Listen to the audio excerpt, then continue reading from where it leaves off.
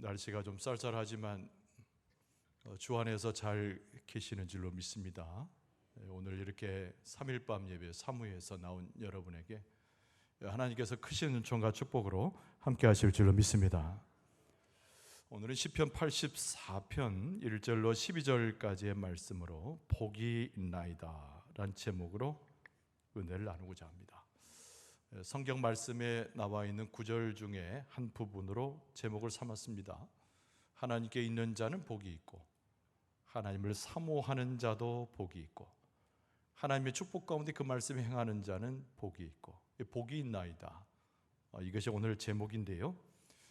간단한 그림 하나 볼까요?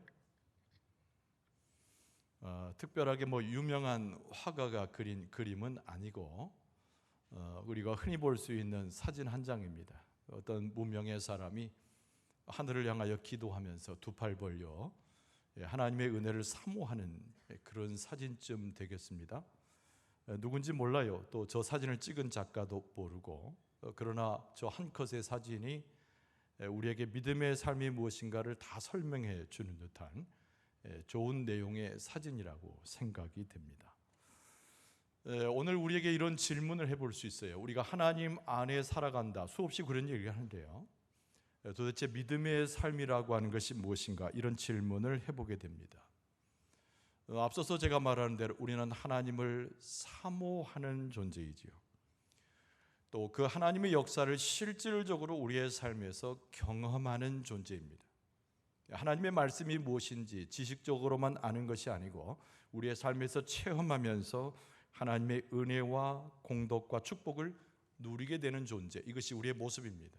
믿음의 삶이라고 하는 것은 말씀과 우리의 심령의 사모함, 그리고 하나님의 역사에 대한 체험이 어우러져서 우리의 삶을 이루는 것임을 알게 되지요. 그런데 그 은혜가 어디서 왔을까요?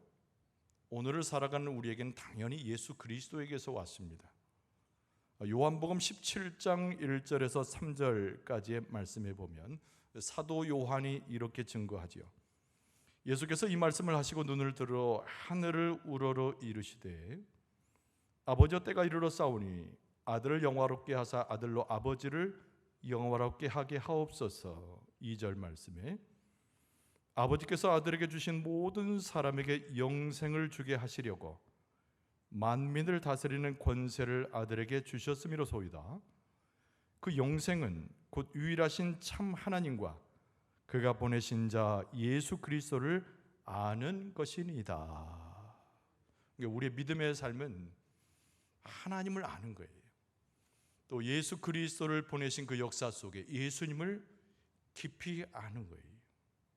하나님은 축복의 상징이고 사랑의 상징이고 천국의 주인은 아니시겠습니까? 근데 우리는 예수 그리스도를 통해서 하나님을 알고 예수 그리스도를 알므로 하나님의 영적 지식이 자라날 수가 있는 거예요. 그래서 오늘 본문의 말씀은 믿음의 삶이 무엇인지를 가르쳐주는 시편의 말씀이지만 예수 그리스도를 통한 믿음의 삶이 무엇인가도 동시에 가르쳐주는 그런 시라고 할 수 있습니다. 그래서 시편 84편은 우리의 영생의 삶, 또 믿음의 삶, 축복의 삶이 무엇인가를 실제적인 어떤 비유나 삶의 모습 가운데 가르쳐주는 시라고 할 수가 있어요. 그래서 시편 84편을 흔히 뭐라고 부르냐면 하늘의 소리다 이렇게 표현합니다. 하늘로부터 하나님의 음성이 들려져서 우리를 사로잡는 영적인 표현이 시편 84편이라고 하는 것이죠. 이 말씀을 대할 때 우리는 무엇을 느끼냐면 안심하게 됩니다. 하나님의 백성으로서 안심하게 되는 시편, 이게 84편이에요. 오늘 본문의 말씀에 연속적으로 등장하는 것이 뭐냐면 하나님의 집, 하나님의 처소, 하나님 안에라고 하는 표현이 반복되어 나옵니다. 우리는 세상에 있을 때 불안하잖아요. 그러나 하나님 안에 그 처소에 들어가게 되면 안도하게 됩니다. 오늘 시편 84편은 그것을 노래하는 찬양시이기도 하고요. 하나님의 사랑이 무엇인지, 그 사랑을 사모하는 하나님의 백성이 어떤 모습인지, 또 우리는 그런 하나님을 어떻게 갈망하는지, 이것에 대한 시인의 노래와 기도와 그의 찬양 속에서 우리는 그것을 보게 됩니다. 축복의 말씀을 드리면 시편 84편을 우리 함께 하면서 우리가 하나님의 처소에서, 하나님의 장막에서 하나님을 찬송할 때 하나님 놀라운 축복과 은혜가 넘쳐나게 될 줄로 믿습니다. 오늘 본문의 말씀의 첫 번째는 뭐냐면 하나님 안에 거하는 우리의 영혼이라는 거예요. 세상의 죄악에 머무를 수 없습니다. 우리의 삶은 세상에 흐트러진 것들에 맡겨질 수 없어요. 우리는 비록 세상에 살지만 우리는 하나님 안에, 또는 하나님의 장막 안에, 하나님의 처소 안에 있는 우리의 영혼을 본다는 거죠. 오늘 본문의 말씀 1절은 이렇게 시작합니다. 만군의 여호와여, 주의 장막이 어찌 그리 사랑스러운지요.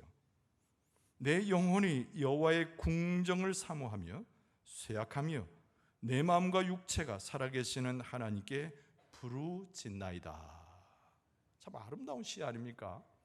쇠약해졌지만, 갈망 가운데 있지만 내가 주를 바라봄으로 하나님께 부르짖음으로 그 장막에 거한다고 하는 아름다운 시적 표현인 것이죠.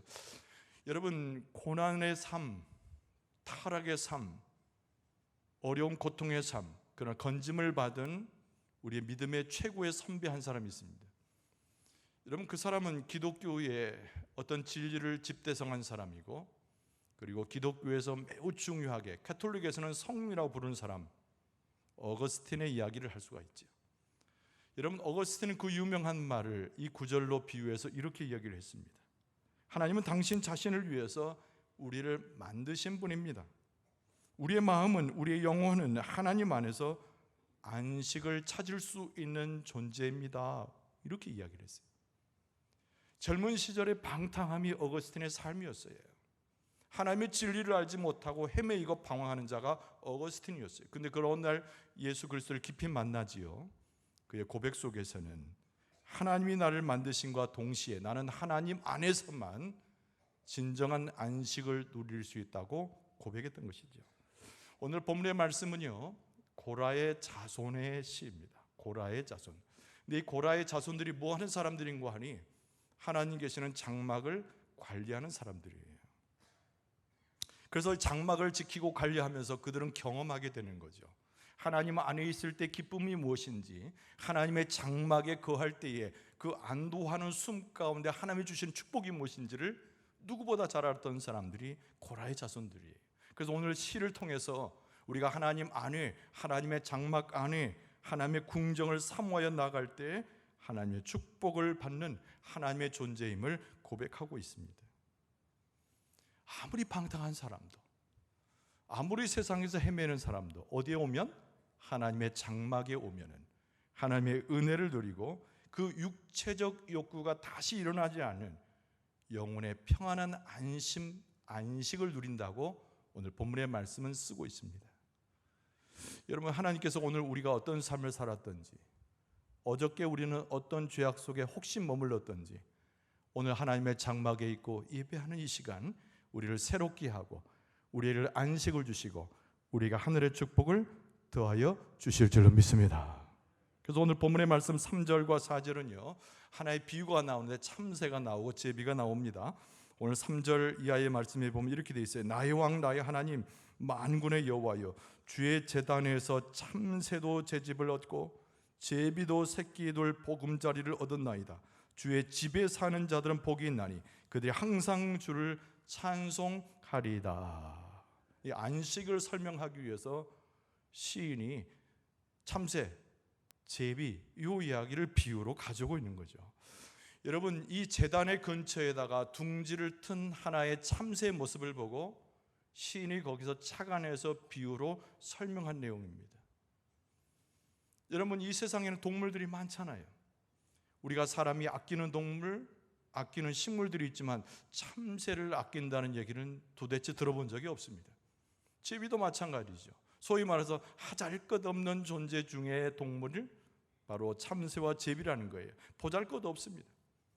그러나 하나님의 처소에서 그들의 둥지를 틀고 하나님의 처소에서 머무는 그 보잘것없는 동물들일지라도 하나님께서 돌보시고 함께 하시면 정말 그들의 모습은 존재의 가치가 있다는 것을 이야기해 주는 거죠. 여러분, 예수님께서도 우리에게 말씀하셨잖아요. 참새의 비유로 예수님 말씀하셨잖아요. 보잘것없고 사람들이 별로 가치 있게 생각하지 않고 자기 스스로도 존재감이 없는 존재를 할지라도 참새처럼 그런 존재를 아끼시는 하나님께서 우리를 돌보시는 것은 당연한 것 아닌가. 그래서 마태복음 10장 29절 이하에 보면은 참새 2마리가 한 아사리온에 팔리지 않느냐. 여기 아사리온이라고 하는 것은 5,000원 정도 합니다. 우리말로 하면 이게 참새 2마리가 있는데 한 아사리온, 한 5,000원 정도밖에 안 되는 값어치에 팔리지 않느냐. 그러나 너희 아버지께서 허락하지 아니하시면 그 하나도 땅에 떨어지지 아니하리라. 너희에게는 머리털까지 다 세신 바 되었나니 두려워하지 말라. 너희는 많은 참새보다 귀하니라. 할렐루야. 하나님께서는 모든 만물을 아름답게 창조하시고 동식물들을 차등없이 귀하게 여기셨는데 우리가 볼 때 별 볼 일 없는 참새나 제비처럼 혹시 내 삶이 그것처럼 보일지라도 하나님께서 나를 무시하지 않으시고 그 장막에 들이시고 보금자리를 만드셔서 우리에게 축복을 주시되 저 참새보다 훨씬 좋고 제비보다 훨씬 좋은 존재로 우리를 축복하신다, 그런 말씀으로 하는 것이죠. 여러분, 마틴 로이드 존스라고 하는 사람이 있습니다. 이 사람은 현대적인 매우 신학자인데 이 사람이 이런 얘기를 했어요. 우리는 하나님 앞에서 작고 이 세상에서 궁핍하고 위험에 처해 있을 때가 많다. 그러나 우리 하나님께서는 하나님의 집 안에서 우리를 크나큰 사랑을 받고 있는 존재로 여기신다. 할렐루야. 우리는 세상에서 작아질 수 있지 않습니까? 하염없이 작아지는 나의 모습을 봐요. 외모도 나이가 늙고 힘도 잃어버리게 되고 재물도 없고 남 앞에서 자랑할 만한 명예와 권력과 지위를 갖지 못할 때 우리는 한없이 작아진단 말이에요. 그러나 하나님께서는 그런 것에 아랑곳하지 아니하시고 그것을 따지지 아니하시고 하나님의 집안에 들어와 하나님을 찬송하는 일을 보실 때에 하나님께서는 축복하시고 가장 큰 존재, 하나님의 큰 사랑을 입고 있는 존재로 하나님이 인정하신다는 겁니다. 하나님께서 여기에 모인 한 사람 한 사람을 귀하게 여기시고 축복받을 존재로 인정하시고 하나님의 놀라신 은혜와 사랑으로 채워주실 줄로 믿습니다. 오늘 이 본문의 말씀 가운데 고라의 자손이 무엇을 이야기해 주냐면 우리는 하나님 안에 있을 때 확신을 갖는 존재라는 거예요. 이게 두 번째 연인 5절 이하의 말씀입니다. 우리는 하나님 안에서 확신을 갖는다는 거죠. 하나님 안에서 확실한 믿음을 갖는다는 거예요. 여러분, 5절 말씀 가운데 하나님 앞에 예배하는 예배자가 하나님 앞에 나와서 예배를 드리기 위해서 예루살렘으로 나가는 모습을 그렇게 쓰고 있습니다. 5절 말씀에 보니까 주께 힘을 얻고 그 마음에 시온의 대로가 있는 자는 복이 있나이다. 여기 시온의 대로가 무슨 뜻이냐면, 여러분, 이스라엘 백성들이 절기 때마다 어디로 올라갑니까? 예루살렘으로 올라가는 순례길을 떠납니다. 자기가 살고 있는 것이 어디든 간에 그 3대 절기를 중심으로 해서 예루살렘이나 성전에 올라가 하나님 앞에 예배하고 제사 드리기 위해서 올라가는 그 모습을 시온의 대로 이 말씀 속에서 알 수가 있는 거예요. 그러니까 그들이 순례길을 갑니다. 근데 그들은 어느 때부터 하나님을 만납니까? 예루살렘에서 성전에 이르기 훨씬 전인 절기를 기억하여 자기 집에서 하나님을 향하여 떠날 때부터 예루살렘에 당도했을 뿐만 아니라 하나님께 제사 드리는 모든 순간에 이르기까지 하나님의 축복 가운데서 하나님을 높이고 하나님의 은혜를 노래하고 하나님 앞에 떨어져 있지 아니하는 자기 심령을 확인한다는 거죠. 오늘 여러분 집에서 오늘 예배 나오기 위해서 어떤 마음을 가지고 오셨습니까? 하나님의 은혜를 사모하는 마음으로 오신 줄로 믿습니다. 여러분, 밤에 유숙할 때 다음 날을 생각하면서 무엇을 깨닫습니까? 어제나 오늘보다도 내일이 하나님의 축복이 충만할 것을 기대하며 하룻밤에 유숙하는 줄로 믿습니다. 여러분, 아침에 일어나서 여러분 무엇을 생각합니까? 오늘 하루 가운데 내게 있어질 하나님의 축복과 조건을 생각하면서 찬송하며 감사하며 바로 오늘 아침에도 그렇게 하루를 시작하시고 이 밤에 이곳에 예배 자리에 주님의 전에 당도하신 줄로 믿습니다.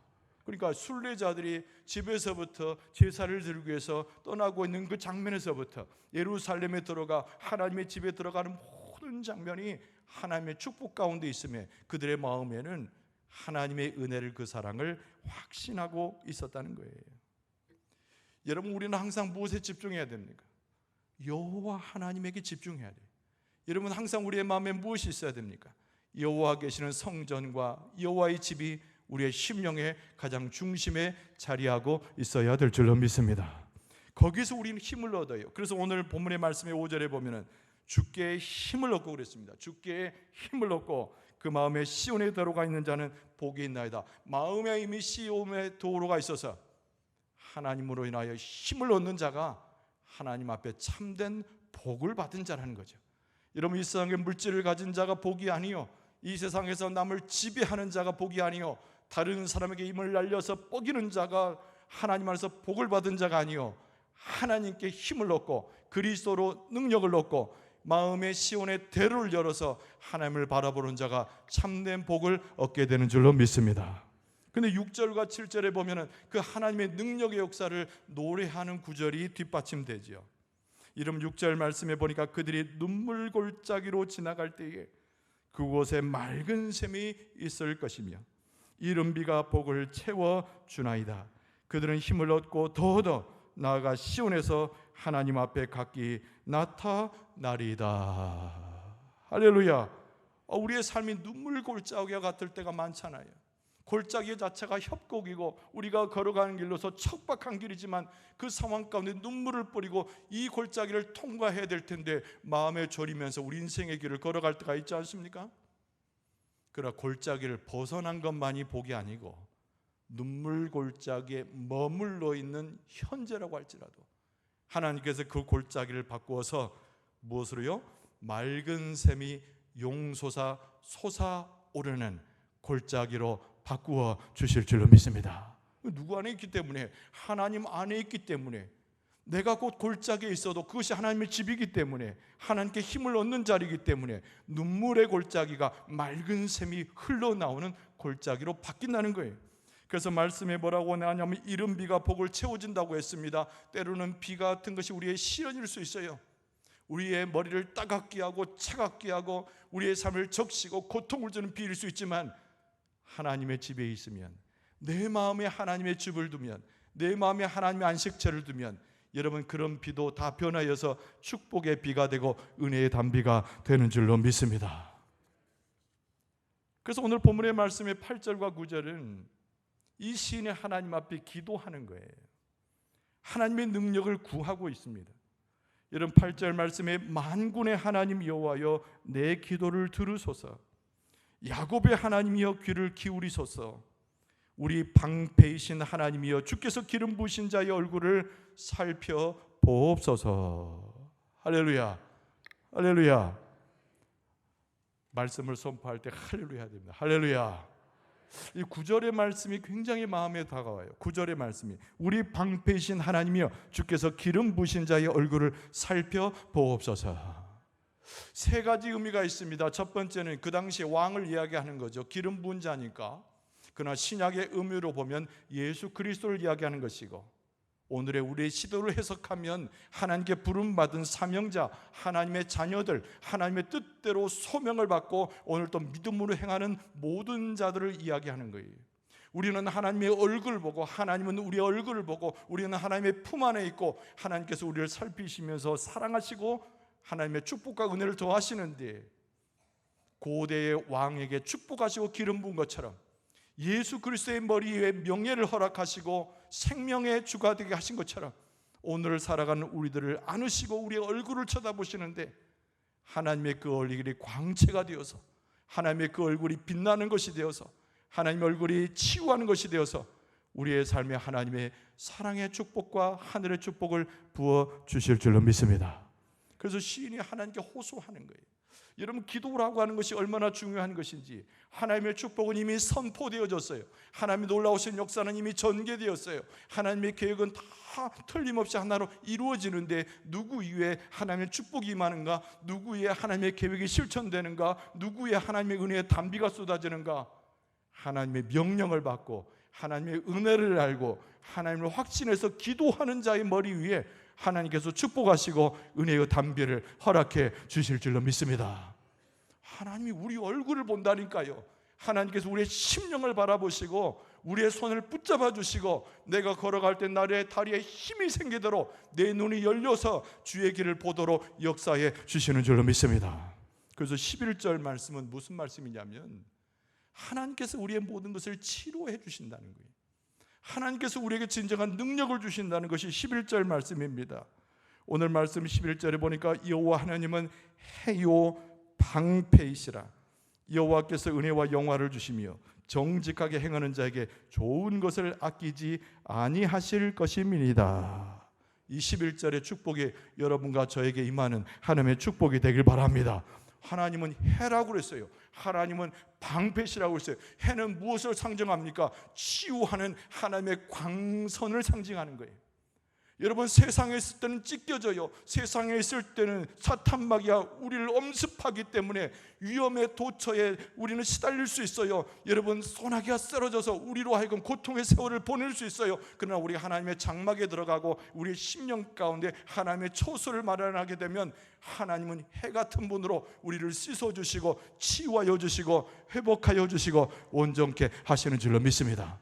하나님이 처음에 우리를 만드셨을 때 어긋나게 만드셨습니까? 다리를 절게 만드셨습니까? 바보와 미련한 자로 만드셨습니까? 그렇지 않아요. 하나님께서 우리를 만드실 때 하나님 당신의 형상을 따라 만드시고 최고로 아름다운 존재로 만드시고 온전한 자로 만드시고 에덴 동산의 주인처럼 하나님 앞에 축복받는 존재로 만드신 줄로 믿습니다. 그 회복이라고 하는 것은, 상처의 치유라고 하는 것은 본래 하나님이 만드신 상태로 돌이키는 거예요. 그런데 하나님의 장막에 있어서 하나님을 찬송하고 하나님 앞에 기도하는 데 있어서 하나님의 역사를 확신하는 자 위에 하나님께서 해를 비추시는데 단순한 밝게 하는 해가 아니라 씻어주시고 치유해 주시고 온전케 하시고 회복하게 하시는 그 광선을 발하여 주시는 줄로 믿습니다.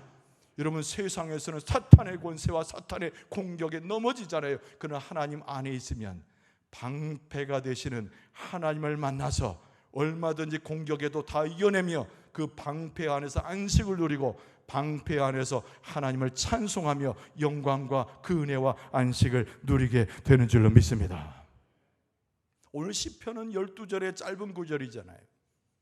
시인이 11절까지 쓰고 12절을 쓰고자 할 때, 이 펜으로 마지막 구절을 쓰고자 할 때 시인은 하나님 앞에 그렇게 노래합니다. 하나님의 임재를 경험하는 것이 원래의 모습으로 돌아가는 것이니 하나님께서 좋은 것을 부어주신다고 하는 고백, 그것이 축도로서 하나님 앞에 드려지는 12절로 맞춰주고 있어요. 그야말로 축복의 기도죠. 그야말로 하나님의 역사를 확신하는 기도죠. 도대체 세상을 살아도 진정한 복을 받는 자가 누구인가를 선포하는 구절이에요. 여러분, 12절 말씀에 뭐라고 되어 있습니까? 만군의 여호와여, 주께 의지하는 자는 복이 있나이다. 할렐루야.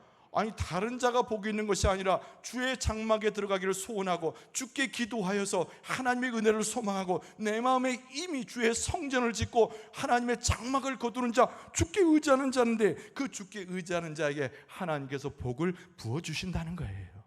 할렐루야. 세상 복 바라보지 마세요. 세상에서 흔히 이야기하는 그런 엉터리 복을 바라보지 마세요. 하늘로부터는 신령한 복이 우리에게 약속되어 있고 그 신령한 복이 우리에게 내려오면 세상에서 뿐만 아니라 하나님 나라 갈 때까지 영생의 삶 가운데 축복을 누리게 되는 줄로 믿습니다. 그런데 어떤 사람이 하나님을 의지하는 사람, 하나님의 성전을 사모하는 사람, 그 마음에 하나님의 장막을 두는 사람이, 내가 하나님의 장막에 있을 때 최고의 행복을 누린다고 고백하는 사람이 하나님의 축복과 하나님의 복을 누린다라고 말씀하고 있어요. 여러분, 오늘 예배 시간에 하나님의 임재를 경험하시는 줄로 믿습니다. 여러분, 예배 마치고 들어가서도 여러분 집이 하나님의 장막이 되어서 하나님의 임재를 경험하게 될 줄로 믿습니다. 여러분, 밤에 유숙하는 침실에도 하나님께서 복을 주셔서 그것이 하나님이 임재하는 장소가 될 줄로 믿습니다. 내일 아침에 무엇으로 시작하든지 새벽에 깨워서 하루를 시작할 때도 하나님의 임재가 넘쳐나고 축복이 가득해서 내일 하루를 시작하게 될 줄로 믿습니다. 여러분의 평생의 삶이 하나님 앞에 서게 돼서 하나님의 복을 누리게 될 줄로 믿습니다. 선언하고 있는 거지요. 우리도 똑같이 시편을 대하면서 우리도 축도하는 손을 열려서 목사만 축도하는 것이 아니라 하나님의 백성이 자기 자신을 자신의 삶을 놓고 모든 이들에게 선포하여 축도해야 됩니다. 만군의 여호와여 주께 의지하는 자는 복이 있나이다.